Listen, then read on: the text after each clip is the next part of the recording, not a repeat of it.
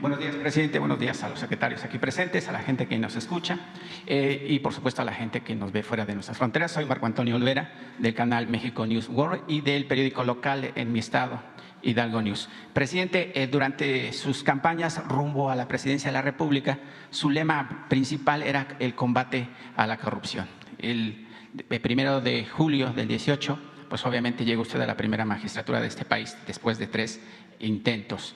Pero durante estos 4 años se ha combatido la corrupción. Hay claras evidencias donde la corrupción se está combatiendo, pero no así la impunidad, presidente. Le explico y quisiera que hiciera usted una reflexión sobre el tema del Poder Judicial, porque finalmente el Poder Judicial sigue siendo un talón de Aquiles para la impartición de justicia en este país, donde ministros, jueces, ministerios públicos, pues son los responsables de la impunidad en este país. No todos, lo aclaro, hay algunas excepciones y donde algunos jueces, ministros y, por supuesto, ministerios públicos, pues son brillantes en su trabajo que desempeñan. ¿Por qué lo digo, presidente, el tema de la impunidad en su gobierno? Porque Juan Collado, actualmente en su cuenta bancaria en Andorra, tiene 224 millones de dólares. Rosario Robles, que recién se fue a su casa, participó en la estafa maestra y ahora opina en los programas de Ciro Gómez Leiva, de Carlos Marín, de Joaquín López Dóriga, como si fuera una mujer honesta. ¿Con qué moral se atreven a darle esa apertura a esta señora que participó en la estafa maestra? También está, por supuesto, la hija de Manlio Fabio Beltrones, actual senadora del PRI, que tiene su cuenta bancaria en Andorra, según documentos del periódico El País, con 11 millones de dólares. Usted tiene el apoyo del pueblo, presidente, tiene el apoyo de la Marina, del Ejército y también tiene el apoyo de los integrantes del Congreso mexicano. ¿Qué lo hizo virar para no intervenir, para no trabajar en coayudancia con el presidente de la Suprema Corte, para hacer una limpieza de este Poder Judicial que está podrido, presidente? Y las víctimas, pues hay miles. Hay gente que está encarcelada de manera indebida, hay gente que se robó un pastelillo y está en la cárcel, hay indígenas que están en la cárcel por no saber hablar español y siguen ahí purgando penas muy largas. Obviamente también es ahí el tema de los ministerios públicos, de los jueces. Nada más le voy a poner uno de los 1000 casos que hay en las cárceles mexicanas. Se trata del joven Edwin Alberto Plaza Rodríguez, que fue detenido el 2 de diciembre en el filtro Puente Colombia, en Nuevo León, donde lo bajaron de un autobús en el que se trasladaba por elementos de la Fuerza Reacción Coahuila. Posteriormente, sin obviamente verificar si era culpable o no de los delitos que ahora voy a mencionar, lo metieron al Ceferezo de Piedras Negras. Posteriormente lo trasladaron a Gómez Palacio, Durango. Después, y actualmente lo tienen en el Ceferezo de Torreón, Coahuila. Tiene el expediente 5570, y lo acusan de delitos de crimen organizado y secuestro. Ahora el juez le dice que acepte la culpabilidad de estos delitos, que le darán 30 años de cárcel y que después en 15 años va a salir del reclusorio. Presidente, ¿cuál es ese mensaje? ¿Cómo podemos limpiar? ¿Usted por qué viró en no participar para la limpieza del Poder Judicial? Porque le vuelvo a reiterar, usted tiene el respaldo del pueblo. Su gobierno ha hecho énfasis en el combate a la corrupción y hay evidencias que se ha combatido la corrupción, pero la impunidad sigue a flor de piel. Pareciera que los delincuentes de cuello blanco se siguen burlando de México, pareciera que los delincuentes de cuello blanco pues se siguen paseando por las playas de Europa con carros Ferrari. Ahí también está Romero de Champs, que también sigue en el limbo el caso de este señor que llevó casi a la quiebra a Pemex, presidente. Le voy a dejar aquí, aprovechando que está la secretaria Rosa Isela, todo el caso de este joven para que obviamente si pueden auxiliarle, si pueden ver qué pasa con este tema. Pero yo quisiera saber una reflexión sobre el tema, presidente.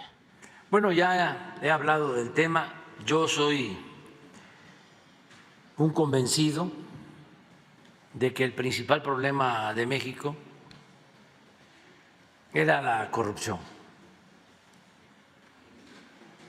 Y sí, continúa habiendo corrupción, pero ya no es lo mismo. Antes el gobierno estaba orientado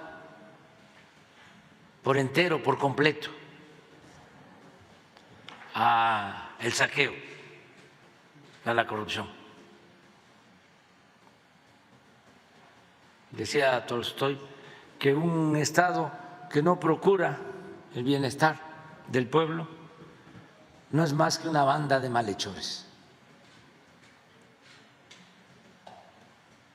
Y así estábamos. Porque siguen habiendo estas injusticias, ¿no? Pero ya la corrupción es delito grave, que no lo era. Ya no se condonan impuestos. Estamos hablando de 200, 300 mil millones al año de condonación de impuestos. Los de arriba no pagaban impuestos. Me canso de decirlo, porque además puedo probarlo. Las grandes empresas, los bancos, no pagaban impuestos. Y si pagaban, se los devolvían. Todo eso ya no existe.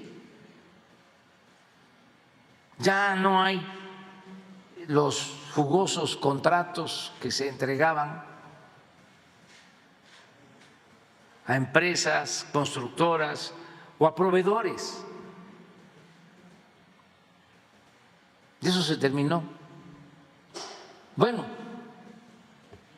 ya como aquí se explicó, aunque todavía no estamos satisfechos, porque era algo que estaba muy arraigado, como toda la corrupción. Ya no se roban la cantidad de gasolinas que se robaban en el periodo neoliberal. Se robaban pues hasta 80,000 barriles diarios de gasolina. Ahora se están robando 5,000. No estoy a gusto con eso, pero de 80,000 a 5,000. Y esto nos ha significado, miren nada más, ¿por qué no pones el ahorro solo en el huachicol?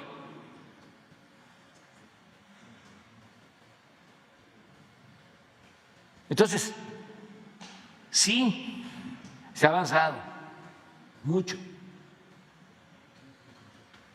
231,000 millones de pesos es lo que estimamos de ahorro. Así lo encontramos.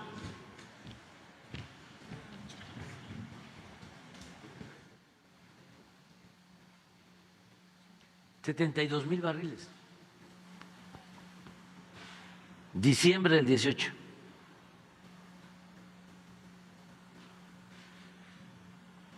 Aquí tomamos la decisión. Nos ayudó el pueblo porque hubo bloqueos, nos destruyeron ductos, tuvimos que recurrir a la compra de más de 600 pipas, autotanques para transportar gasolina porque no lo podíamos hacer por los ductos. La gente ahí nos ayudó porque hacía colas y aguantó, porque la mafia que dominaba esto pensaba que no íbamos a resistir por el desabasto de gasolina. Y resistimos y mire, pero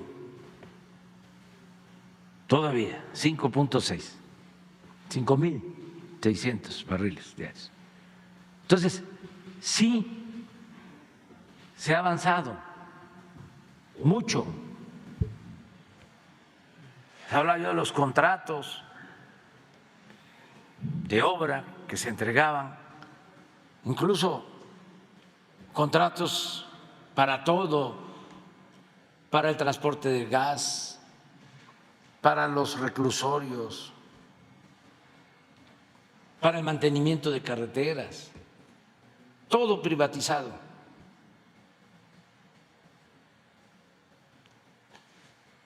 La compra de medicinas, 100,000 millones de pesos al año para 10 distribuidores, ni siquiera laboratorios influyentes, traficantes de influencia. Se dedicaban a robar, a saquear.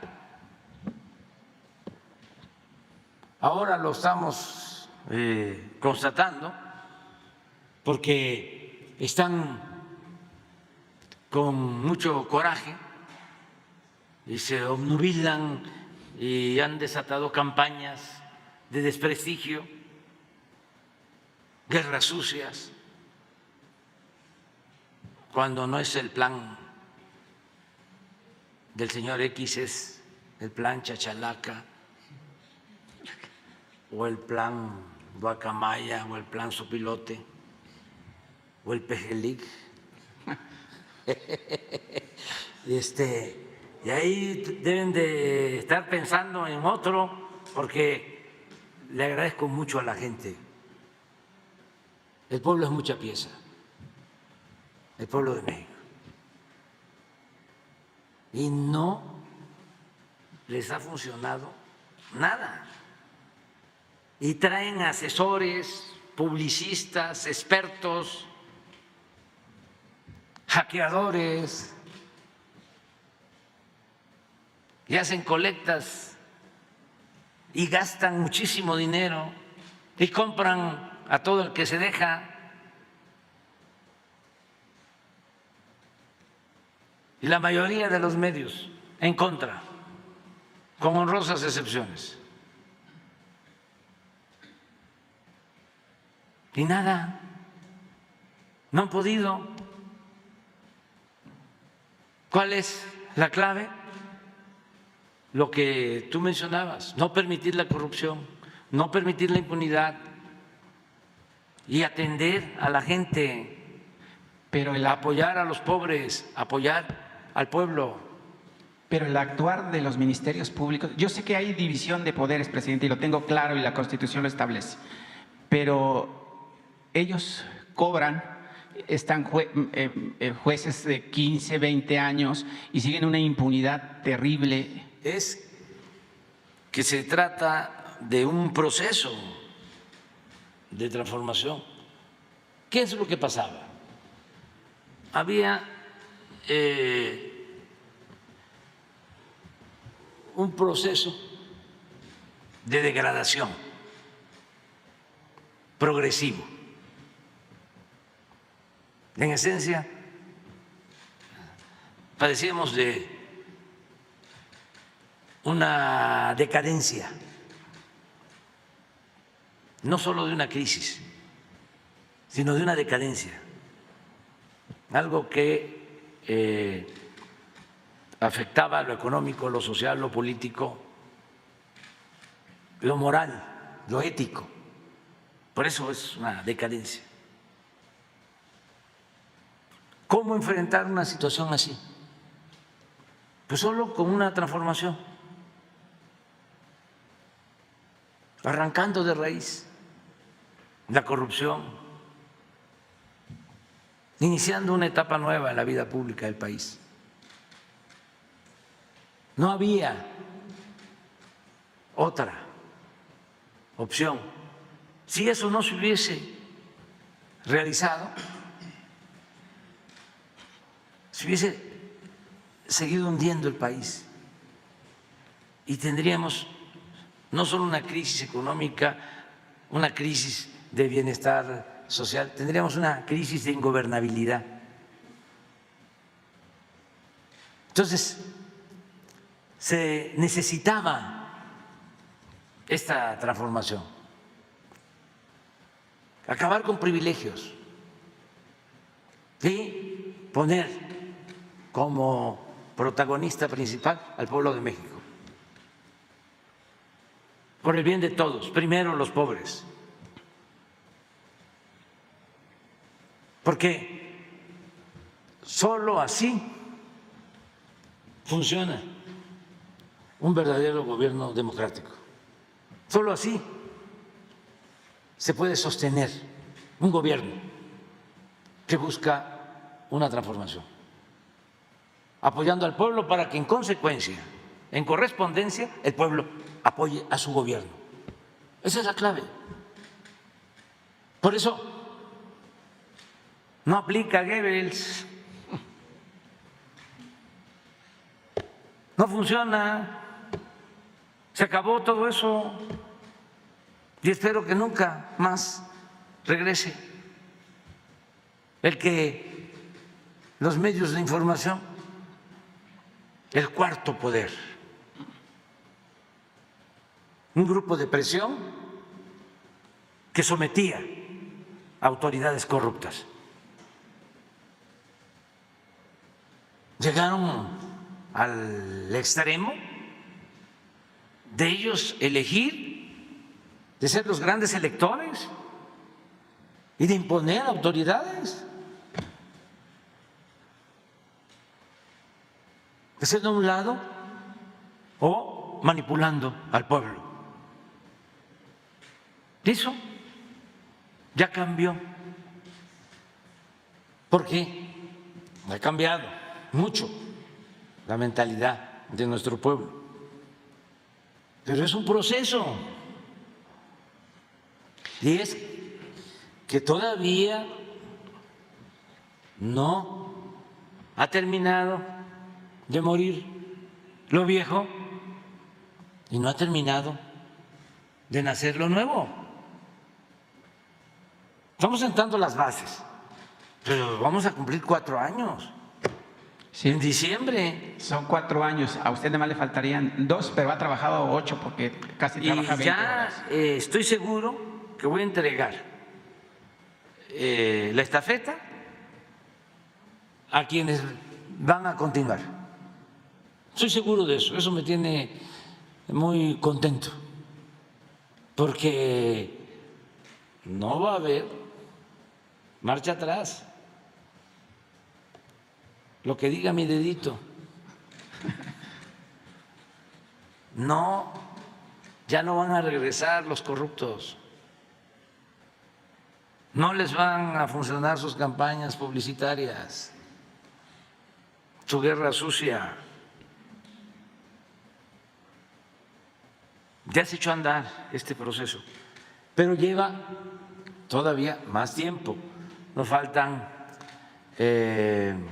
23 meses, menos de 2 años, pero vamos a hacer todavía muchas cosas y estoy muy contento porque hay relevo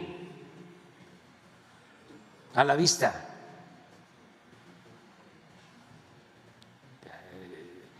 Eso pues es una garantía de que vamos a seguir adelante, transformando al país. Yo ya no voy a estar, porque me voy a retirar, traigo la banda a finales de septiembre y me jubilo y políticamente desaparezco, no vuelvo a opinar, no quiero ser cacique, caudillo, líder moral, ya no puedo dar consejos,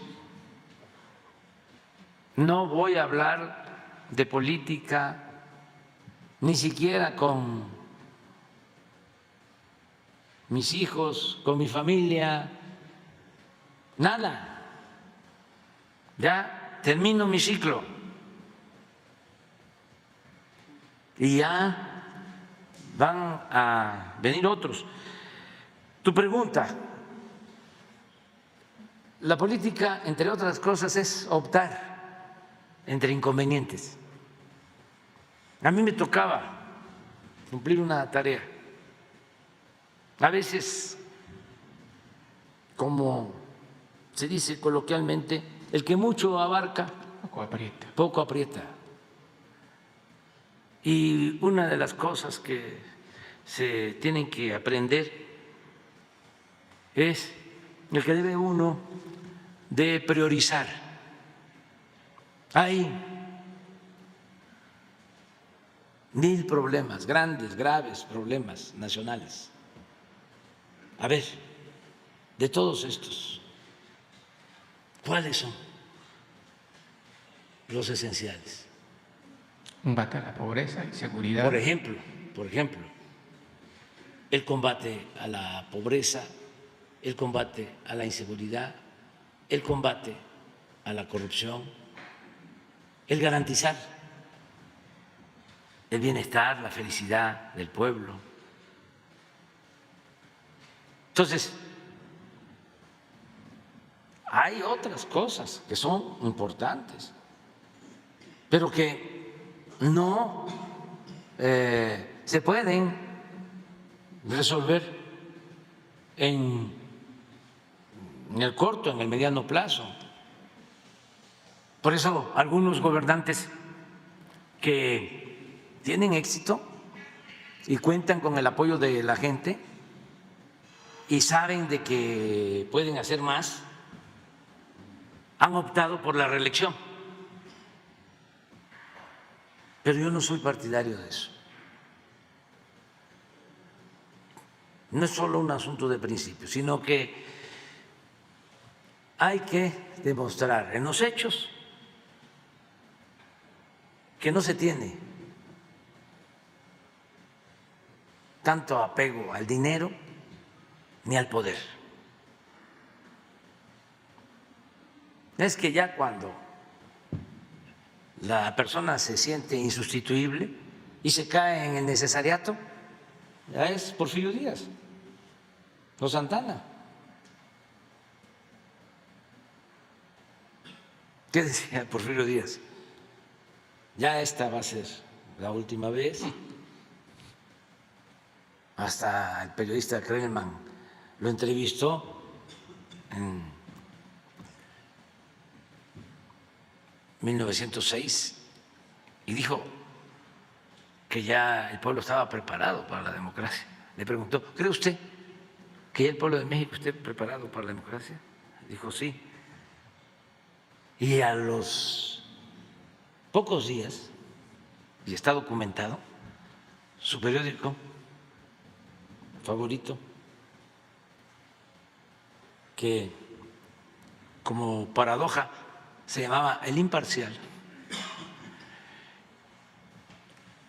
saca un reportaje diciendo, no, ¿cómo nos va a dejar? ¿Qué va a hacer del país? ¿Y la paz? ¿Y el progreso? Le necesitamos. Y ahí van, ¿no?, las fuerzas vivas a verlo en Chapultepec, a decirle, le necesitamos. Y ya salía él a decir, me voy a sacrificar otro periodo por el pueblo y por México. Entonces, son procesos, se está avanzando. Hay algo que es importante, la revolución de las conciencias, el cambio de mentalidad. Yo decía que hay veces que se llevan a cabo revoluciones y que se avanza, pero los más conscientes son una minoría, una vanguardia,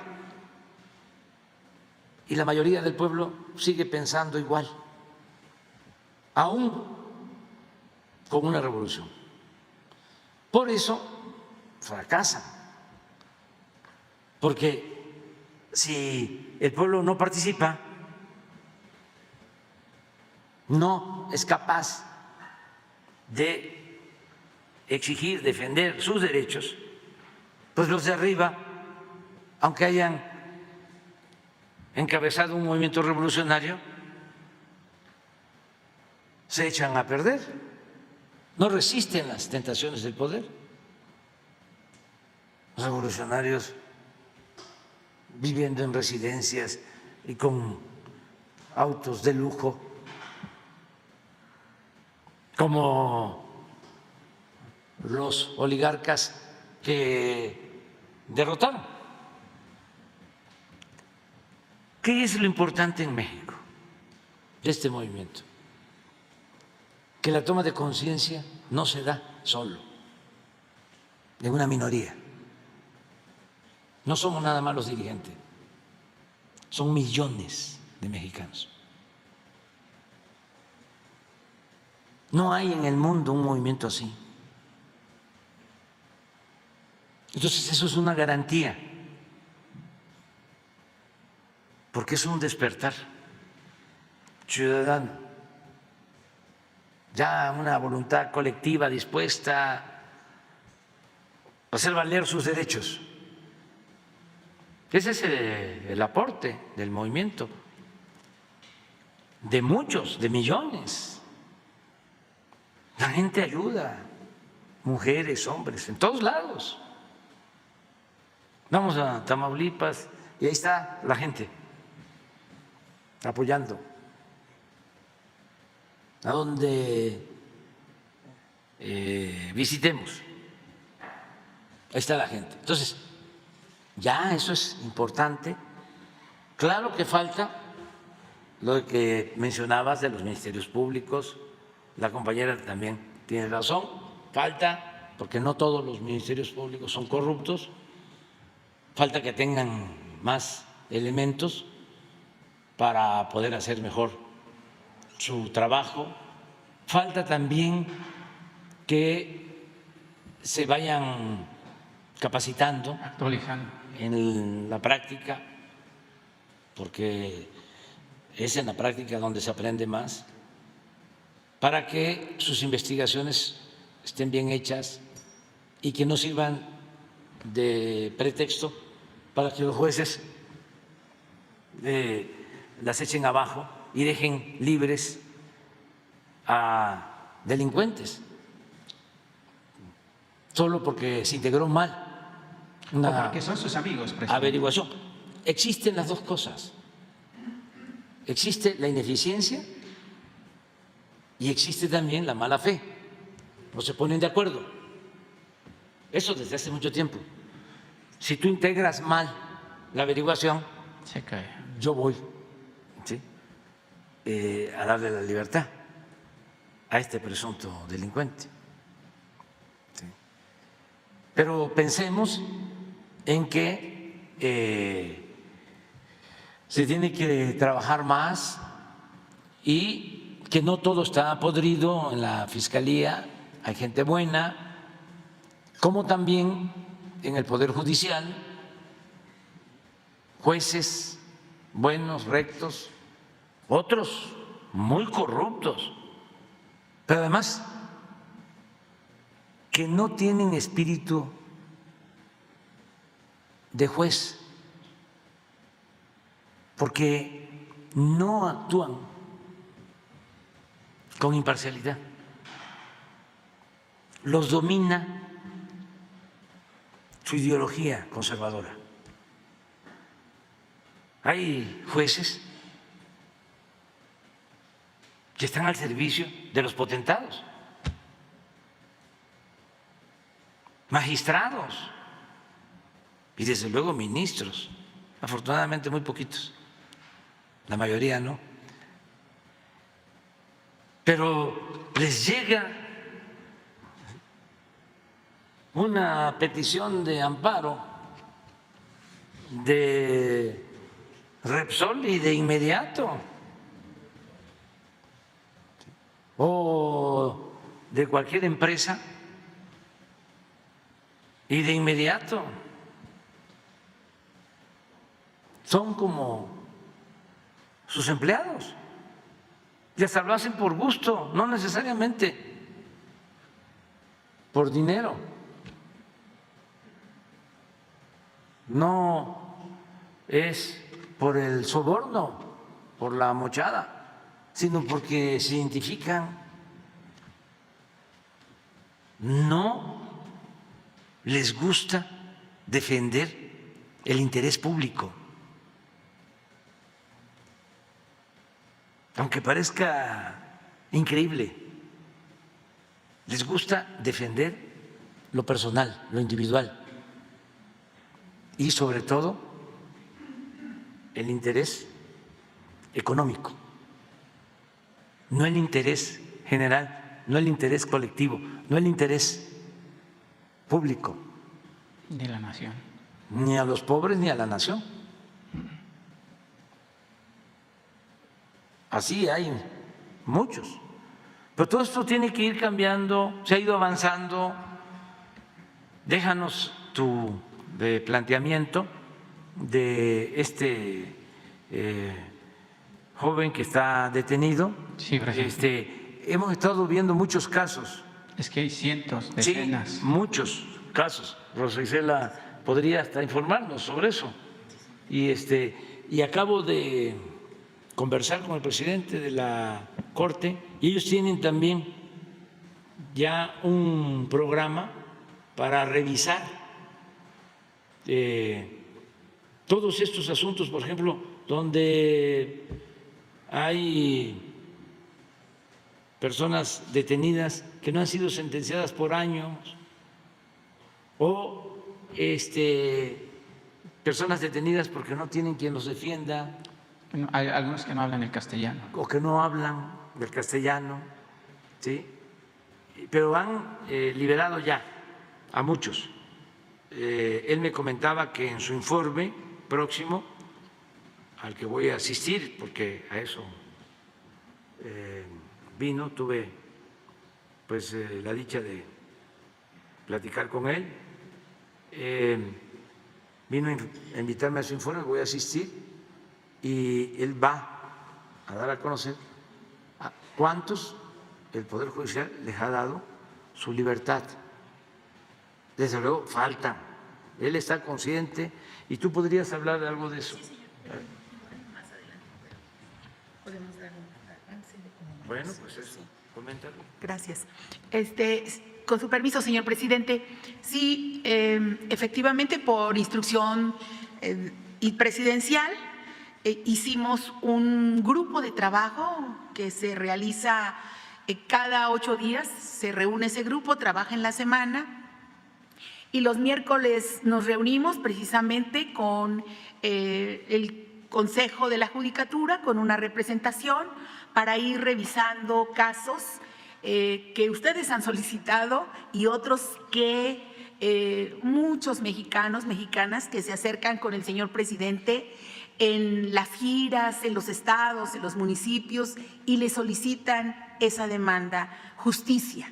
Entonces, estamos revisando diariamente un grupo de compañeros y compañeras, fundamentalmente abogados, y trabajando sobre todo para hacer posible que haya, pues en algunos casos, penas sustitutivas de delitos y en otros muchos casos que se puedan decretar, pues en algunos casos amnistías, y estamos viendo también con muchos estados que están siguiendo este ejemplo de revisar sobre todo aquellas personas que tienen muchos años en los reclusorios y en los cuales pues no hay sentencias como aquí se informa. Yo comentaba ahorita con el señor presidente que si en días posteriores podríamos actualizar el informe de lo que él nos solicitó para septiembre y podemos tener un nuevo informe para octubre o a principios de noviembre y que pudiéramos estar junto con el Poder Judicial y algunas algunos otros tribunales de los estados con los cuales han estado los jueces trabajando precisamente para lograr diversas ejecuciones de penas. Entonces, nosotros quedaríamos para ver algunos otros casos que, por cierto, van avanzando, y también tenemos noticias sobre algunos planteamientos que ustedes han hecho aquí al señor presidente. Con mucho gusto, presidente. Y rapidísimo, presidente, tengo varios temas, pero ya no los voy a hacer porque no le quiero quitar el tiempo, pero nada más voy a hacer dos recordatorios. Usted siempre habla de los migrantes, que son nuestra palanca de desarrollo, nuestro apoyo, el envío de más de 60,000 millones de dólares en remesas pese a la pandemia, pues ayudaron para que las economías de los municipios, las aldeas, los pueblos, las rancherías de nuestro México se sostuvieran y hubieran un consumo, por lo menos básico. Yo le planteé hace más de medio año que hay un migrante mexicano que se fue del estado de Veracruz, primero a Washington, ahora está en Texas, pues no tenía dinero para pagar su departamento, que además es un departamento del Infonavit. Aquí vino a la conferencia el director del Infonavit a decirle a usted que iba a ver el caso con el tema del banco Scotiabank. La cuestión es de que pues el señor vino a mentir, porque vino a decir que ya estaba arreglado el caso. La verdad es que no es cierto. Este migrante pues trabaja de cocinero, su madre, su mujer y sus hijos viven en ese apartamento y obviamente lo van a votar, como decimos, porque no ha llegado a ningún arreglo. El director del Infonavit no ha hecho caso. Él vino a decir que ya estaba resuelto y la verdad es que no es cierto. El director del Infonavit seguramente tiene los datos. Ojalá, presidente, que haya ese apoyo a los migrantes, porque finalmente pues se van para ganar dinero y resulta que les quitan la vivienda donde viven, presidente. Y ya por último, también le hice un planteamiento sobre más de 2,000 trabajadores petroleros de su estado. Usted dijo que se iba a reunir con ellos a fin de entrar en un diálogo. Yo no estoy pidiendo que les paguen, que les dé dinero de las arcas públicas del país, porque usted bien lo dice, que lo cuida y que además hay que distribuirlo de manera equitativa.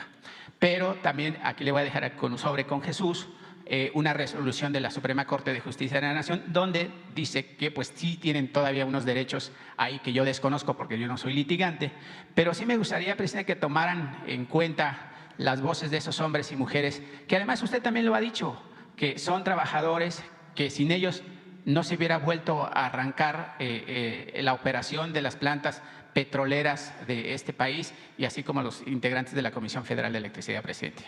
Sí, de acuerdo. Vamos a ver lo del Infonavit. De todas formas, nos vuelves a dar los datos y vemos lo de los trabajadores petroleros. Aquí le traigo Pemex. El sobre, ahí está cerrado, Sí. se lo entrego y ustedes ya Sí. tendrán la última palabra. Yo lo único que pido es que exista un diálogo, y usted lo ha planteado desde la trinchera de donde está, que el diálogo es el mayor acceso a la libertad. Sí, y siempre estoy dialogando, hablando con ellos. Donde quiera que voy, estoy así, conversando. Y es una auténtica comunicación de mensajes de ida y vuelta. Y me están planteando cosas siempre, y les estoy dando respuesta y buscamos la forma de solucionar los problemas. Pero déjanos eso. Gracias, presidente. Sí, déjanos eso. Buen día. Muy bien, te toca a ti.